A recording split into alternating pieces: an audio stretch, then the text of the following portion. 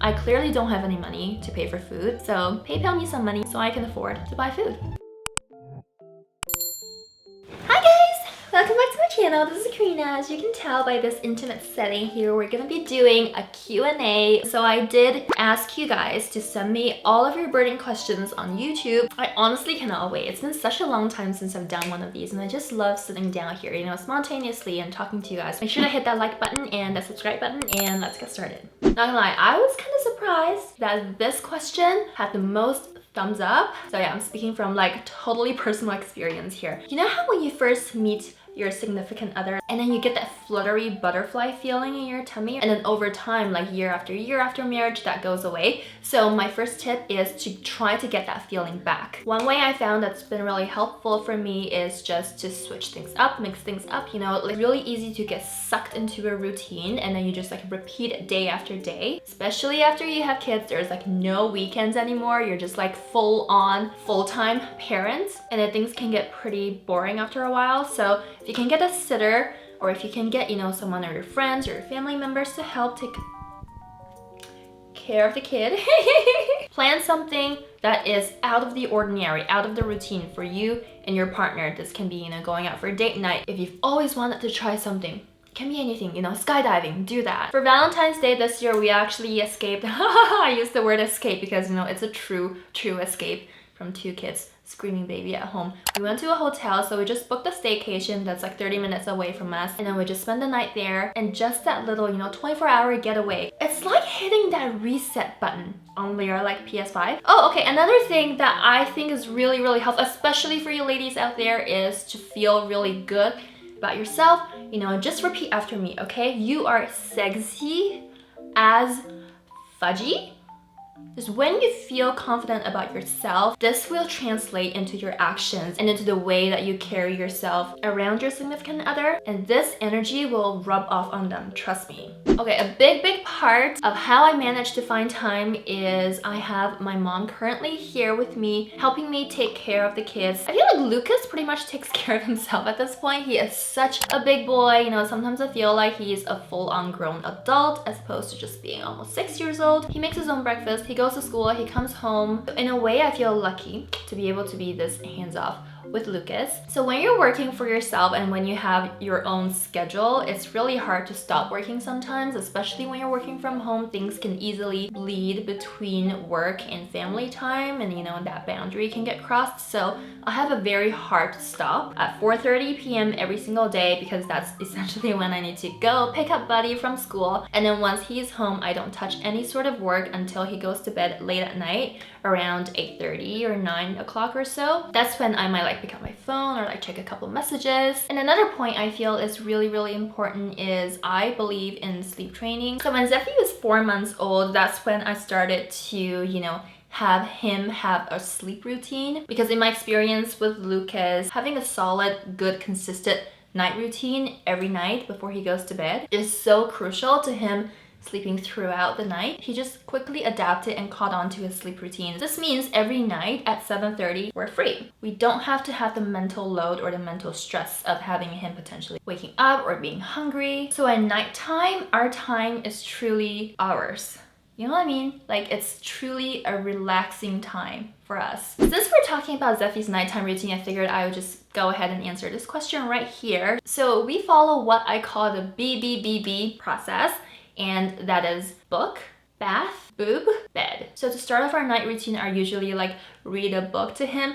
At this stage in his life, he isn't as interested in the storyline as he is eating the book and the pages, but it is just a really good way to get them familiar with the process of, you know, reading a book and get them into the habit of doing that later on by themselves. And then we take a bath, which is honestly one of his favoriteest things to do. If I could, I would take a bath too every day. I just feel like it's so luxurious. So this is his bathtub, and I just wanted to share that before, he has so much problems with eczema. So eczema is just something like itchy patches that you can have, you know, on your face, on your neck, on your body, on your legs. And he has that so much as a baby. We were using another brand of like baby products, and after we discovered he had eczema, we switched over to CeraVe Baby line, and that has made such a game changer, you guys. So I'm actually on the second bottle of the CeraVe Baby Shampoo and Wash. I finished the first one like so fast, and I love how this line, okay, it's formulated without any soap, it's pH balanced, it's parabens free, sulfate free, fragrance free, because you know, babies already smell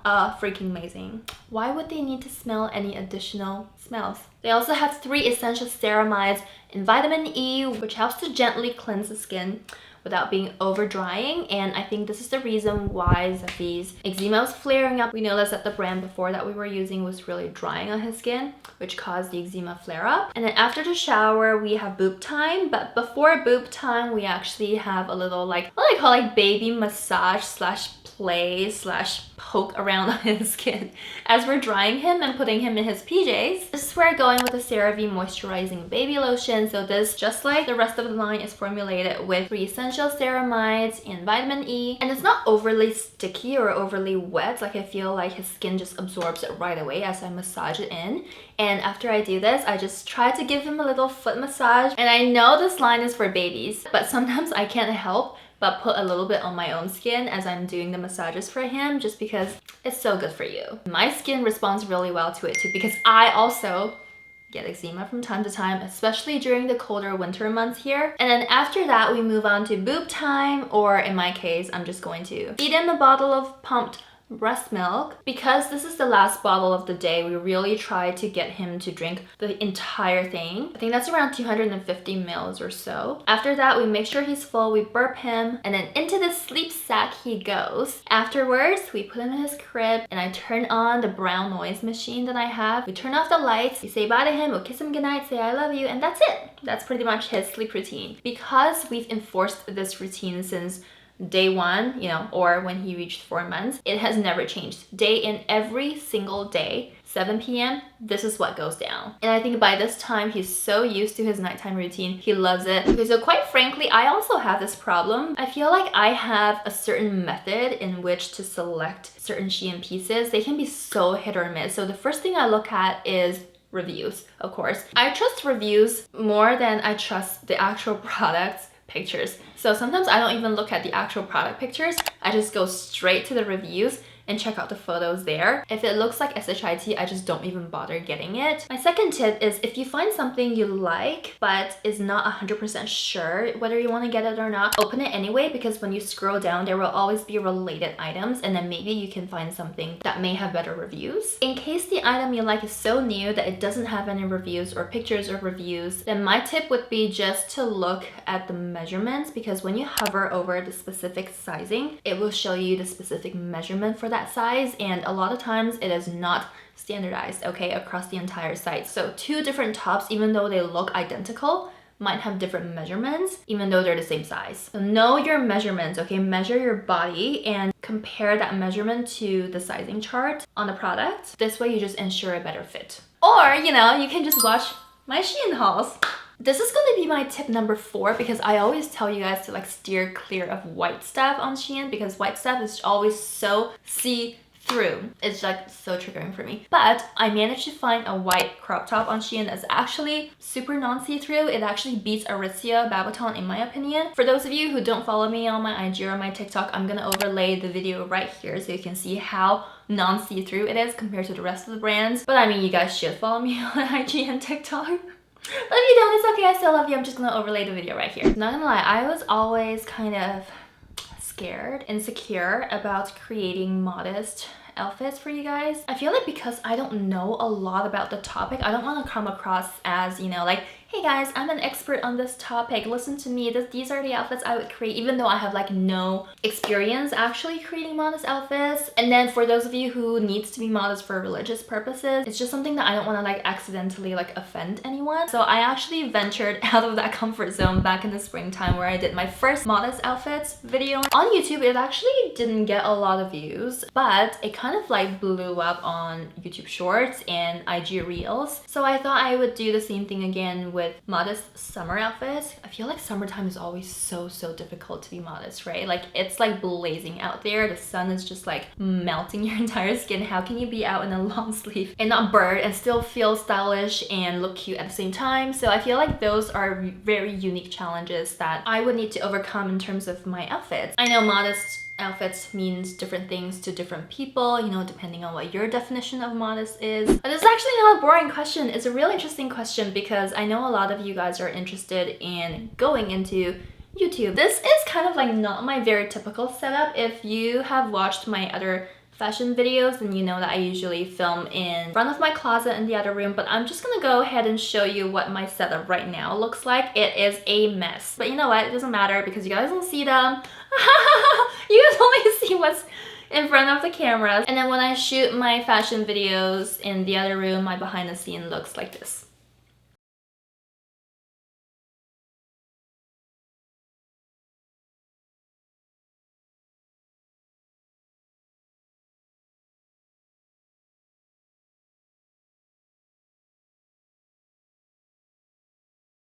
Wow, so many pregnancy related and postpartum related questions here. So I actually have a whole playlist that I'm gonna put right here so you guys can check out all the things I went through. I was on the cusp of being diagnosed with gestational diabetes and I was really not about to, you know, be jabbing my tummy every single day with a needle. So I made sure I ate very clean, very healthy, and I made sure I stuck to what was the recommended weight gain. And anyway, everything will be linked in this playlist right here. Oh my god, I freaking hate it when like guys or like your significant others try to dictate what you should be wearing. Like, are you me or are you my dad? Because those are the only two people who I allow to tell me what to do and what to wear. Oh my god, I had a boyfriend just like that. One of my exes was like so controlling. What I'm wearing right now on screen, he would like not allow me to wear that. He would be like, oh, they can see like the top half of your boob. Imagine how fun he was to go to the beach with. And then after I met Peter, he basically was like, you can wear whatever you want. Oh, no, he was like that. He was like, you should be sexy, you should be hot. Two different extremes. I don't know. I mean, I would rather go with this than someone who is, you know, saying you can't wear this, you can't wear that, you can't wear that, you have to bundle up. Like, I had someone tell me I should wear a turtleneck in the middle of summer.